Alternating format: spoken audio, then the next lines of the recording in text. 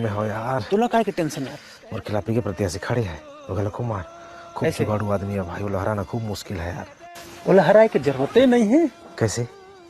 कल नाम वापसी की आखिरी दिन है। हाँ कुमार ललचा आदमी है। हाँ 50,000 रुपए धरा दे तुरंत नाम वापस ली। अब तो निर्विरोध जीत बे। वैसे हाँ तो मस्त आइडिया बताया भाई चंदन। चल यार तेथन पैसा कुमार ये भाई एक बार के सरपंच जी बोला दे भाई तय नाम वापस ले यार। नहीं भाई लकेश, ऐसे नहीं हो सका।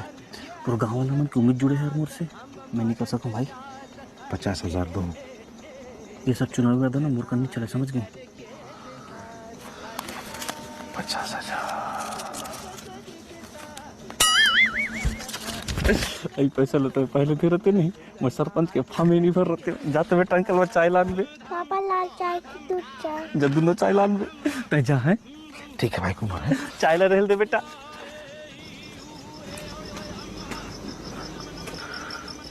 कसन यार लकेश, चुनाव प्रचार हुई नहीं करस?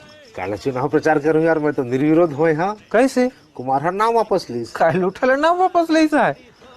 वो नगरा कुमार कहा ले तो 50,000 की गड्डी लानी सा है। वोट पीछे 500 बाट थे। वैसे हाँ वो दे तो कुमार गई हरू कहते